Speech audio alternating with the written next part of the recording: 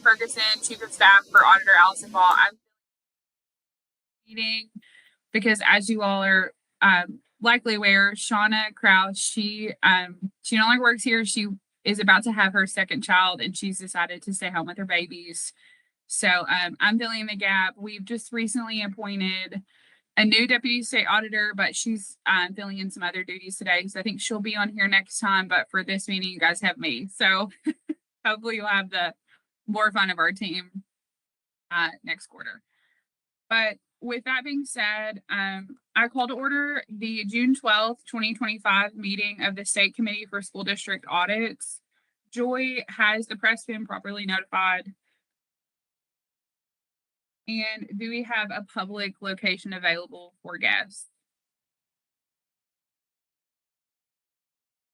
Okay, thank you. That's it. For anyone listening, that's at 209 St. Clair Street, Frankfort, Kentucky. Are there any guests present that would like to introduce themselves? I can introduce the guests from KDE. That'd be great, Marshall. Thank you. Okay. We have Kim Carter, Dana Cox, and Kelly Young. Awesome. Well, it's great to connect with you all. Thank you for being here today. And I said this before we brought the meeting to order, but we do have a quorum present. Thank you all. Next on the agenda is the approval of minutes for March 20th, 2025 meeting. Does anyone have any questions or amendments to the minutes as presented in the agenda? Okay, seeing no questions. Do you have a motion for approval? Motion for approval. A second. Okay. Motion by Ms. Woodrum and second by Mr. Smith. All in favor say aye. Aye. Any opposed? Great, thank you all. It's my understanding that there's no old business for this meeting. Everyone else, we're all in agreement on that. Awesome. Okay. On to new business. Marshall, I'll turn it over to you for the fiscal year 2025 audit consideration report from June of this year. All right. I'm going to share my screen so we can all go through it.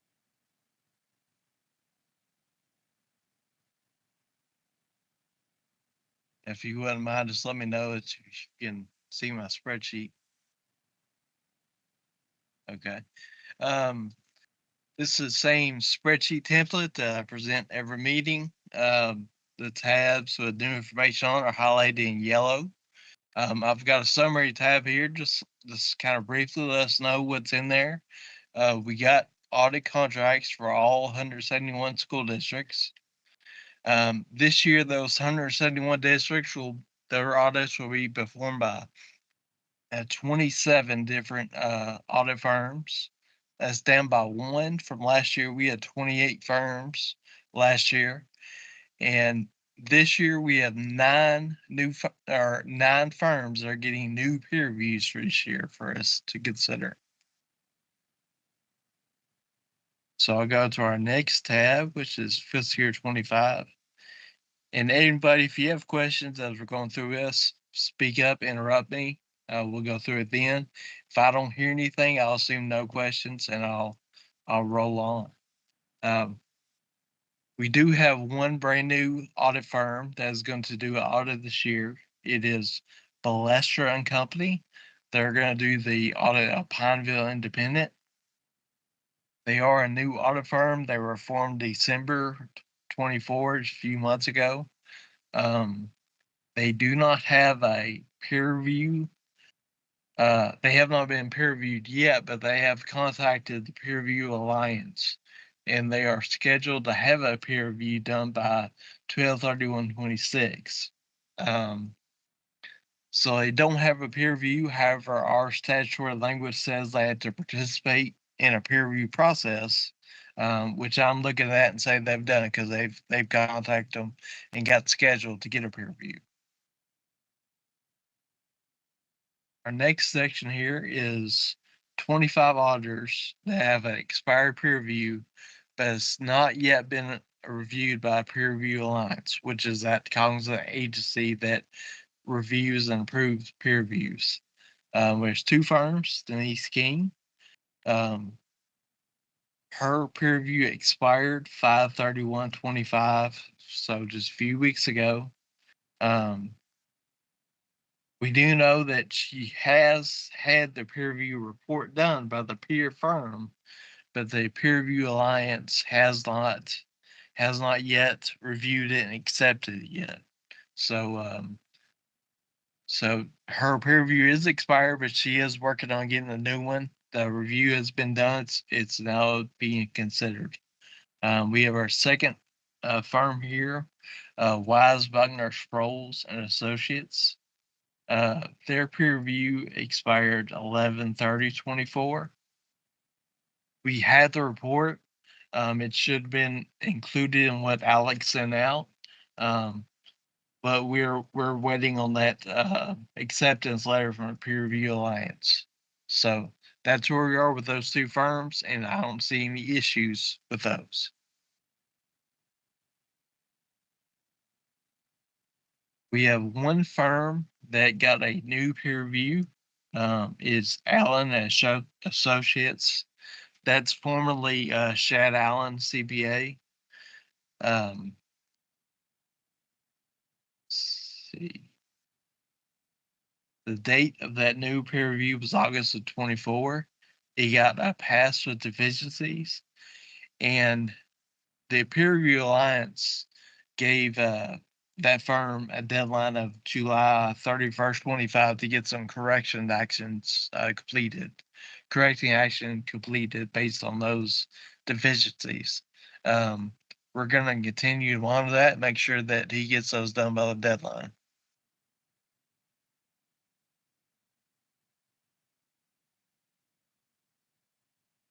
Then this next section here is auditors that got a new peer review, and it's done and over with. Barnes Dennick, their new peer review expiration date is 6/30/27. Campbell Myers Rutledge, their new deadline's the same, 6/30/27. Montgomery and Company, 11/30/27. Rodney Hancock, 12/31/27, and Wallen Puckett Associates, and their new expiration date is November 30th, 27. No issues with any of those peer reviews. And then this last section here is a listing of firms that are doing audits for 25 that have existing peer reviews that are still in effect. We just provide that for informational purposes. And you see here, we're showing a total of 28 firms, but that's including this one here that isn't performing audits in 25. So that brings us to our 27 number we had on the previous tab.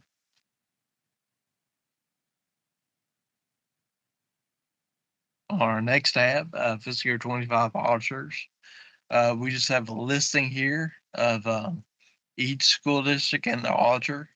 I've sorted it by the name of the auditor just so we could put them together and see how many districts each auditor is performing, and for that information. We've been through it. We really don't see anything actionable here.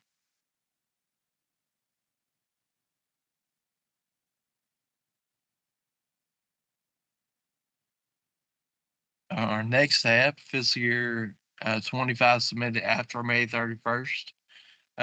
We give deadlines for districts to get the contracts to us. Actually, I think we told them May 30th. We're off a day. So this is just a listing of the districts that got us their contract after that date. We see we have 13 of them here.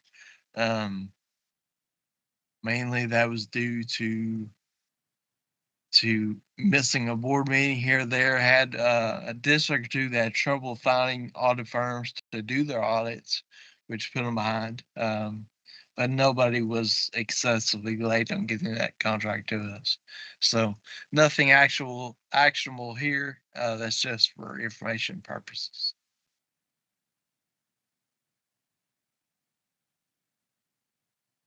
Next tab, fiscal year 25, cost per AADA. What we do here is we're listing out the cost of every audit, and to put it in context with school size of school, we plug in that ADA number, average daily attendance, to get kind of have an apples to apples comparison of what the costs are. We've been doing this for a couple of years. You see a general grouping. As ADA increases, the cost per student decreases. It makes sense. We always see some outliers in that. You can see here, full-time independent is definitely an outlier. $128 per ADA. When I talked to them about that, they indicated that this estimated audit cost is a not to exceed number.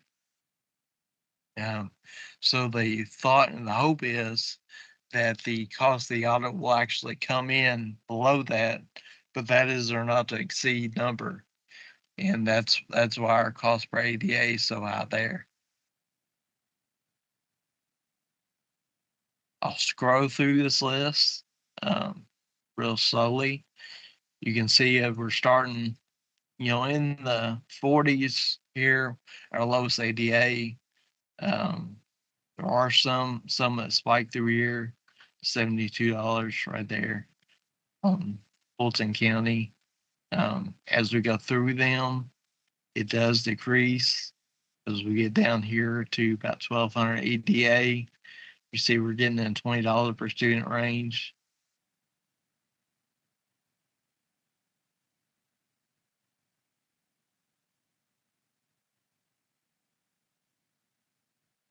As we keep going, you see it continues to decrease. We get down to the single dollar range. And as we get to our biggest school district, JCPS, EDA is about 86,000 per day. That cost falls to about $3.07 per student. We go through this. We do see some outliers here. I feel like it's kind of explained away. In general discussions with audit firms, they've indicated that the work that came with GASB 87, 96 was higher, was more than they anticipated in previous years. So a lot of many audit estimated costs for 25 have been increased to reflect that cost. That's why you see some of the spikes here. In addition to that, GASB 101 is going to affect uncompensated absences for 25. It's some people anticipate that's going to be timely to implement that. So a number of these cost estimates reflect that.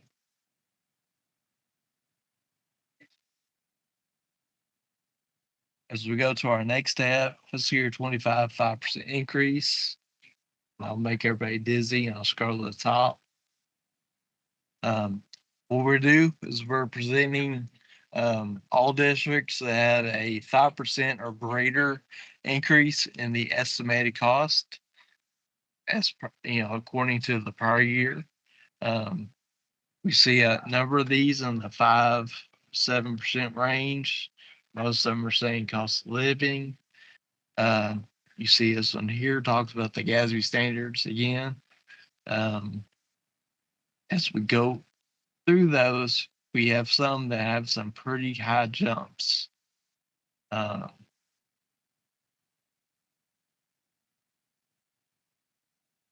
We have Somerset Independent is the 85% increase.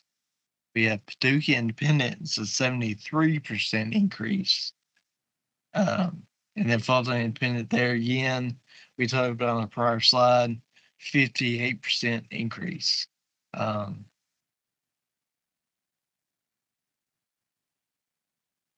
You see this here, Fulton Independent talks about that at the current year estimate is a not to exceed amount. It's hopeful that the actual bill will come in closer to the prior year, but that is, they have a not to exceed to that 34,000. Those are some big jumps. But I do know there's been the new GASBs that went in effect the past couple of years increased the amount of time it took to do the audits.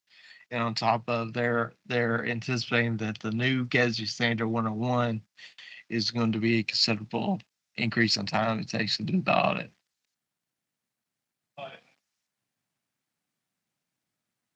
And yet it is noteworthy, but there's nothing here that we thought was actionable.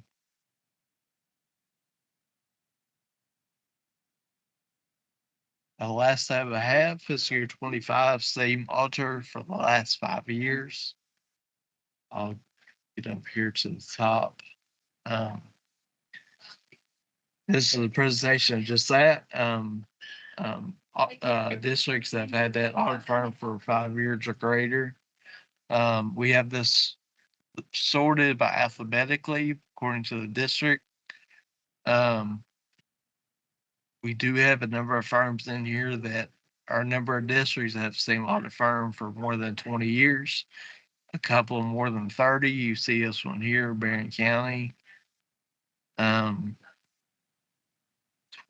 here, Clay County. 21 again here, East Bernstadt. 25 at Johnson County. 23 at Lee. 23 at Leslie. Not to go through all of them, but again, more than 30 here at Prairie County.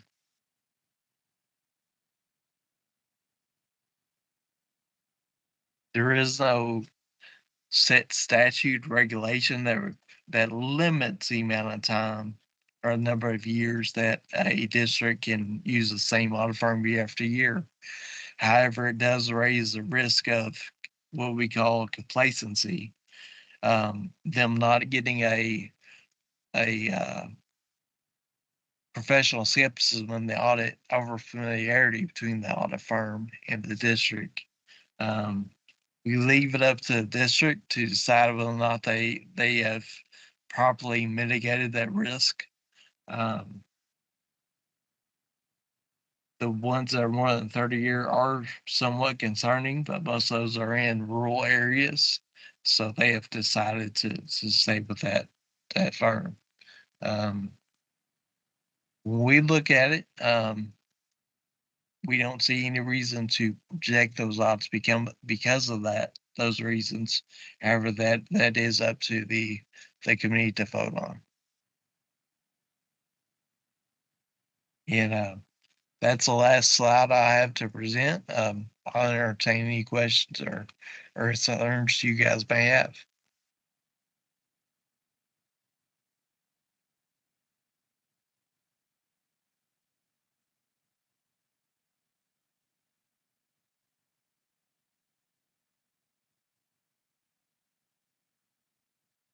With the districts that have the excuse me, with the districts that have the rising costs that you mentioned, I believe it was Somerset and Paducah. I know you said you all aren't concerned about them. The districts aren't either. Is that correct? Correct. The districts have entered into it. Okay. The districts created a contract between them and the audit firm. Okay. We just monitor that cost. Okay, great. Thank you. Thank you for clarifying, Marshall.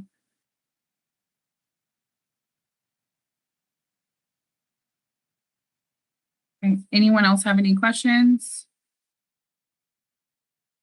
Okay, Marshall, I'm assuming we need a motion to approve this. Correct.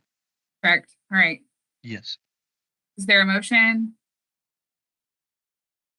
Motion to approve. Thank you, Ms. Woodrum. Second?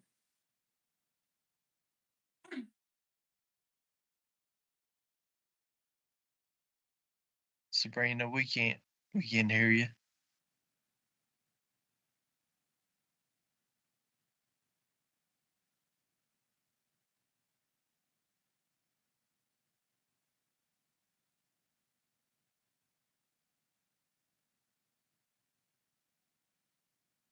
Oh, wow. Yeah, it's showing that you're off mute, but we can't hear you.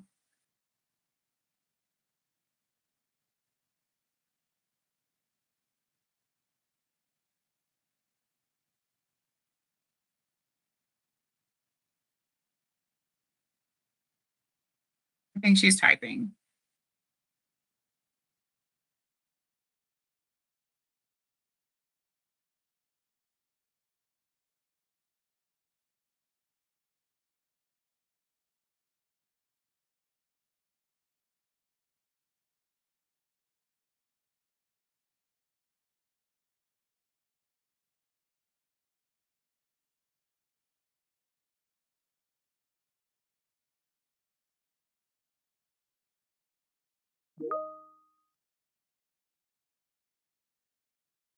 She said, do we usually, when there are outstanding peer reviews, do we usually approve those upon completion rather than now?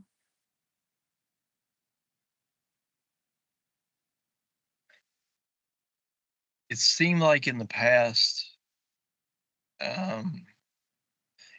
we did hold some up in the past, but I think that was to get like a question answered. And I think in these scenarios, they're going through the process. Let's see, we had the one here with correction exits that were due in the summer. Usually in those scenarios, I think we have passed them in the past, and just we have continued to monitor and update it and follow along to make sure those are done.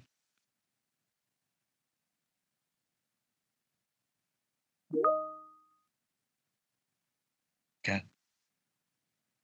Okay, sounds good. Okay, so we Hey. have, oh, go ahead. Well, I don't know how much I can speak, but just from a historical perspective, something that Shauna had brought up that I've recorded in several minutes was the issue of a lot of firms not completing by the deadline, by that December deadline. That was a big thing the committee spoke on, and something she was really adamant. So with these increases cost, with this increased time due to GASB, I just want to offer up historically, does the committee see any issues with with them not being able to meet their deadline when we had so many issues and so many extensions requested just here recently. So I just offer that up. Thank you, Alex. Does anyone have any thoughts on that? Yeah, that's been an ongoing issue. We have a deadline for these audits to get done in November 15th. We have a number of districts and audit firms that have trouble meeting that deadline. It's been a function of, and that's why I had the number of how many firms were doing all the audits. Ever since I've been here, January 1st, 21, we've had a steady decrease in the number of firms doing these audits. I think when I first started, I think we had 31 firms, and this year we're down to 27. Just as you might, as it sounds, you've got the same number of school districts, but a decreased number of firms. So you have less people doing the same number of audits. It takes longer in general because of that.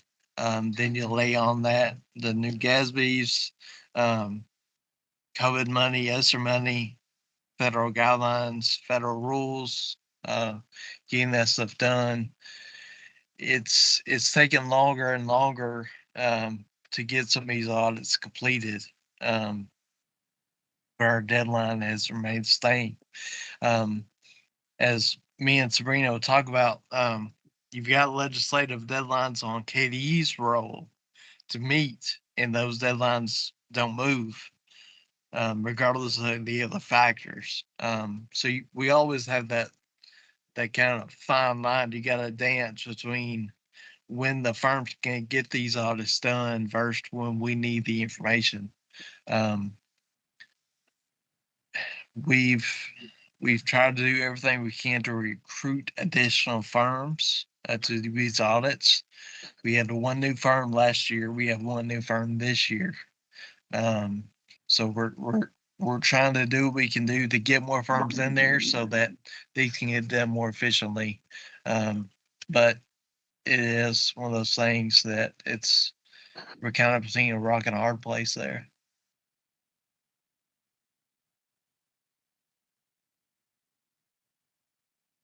Thank you, Marshall.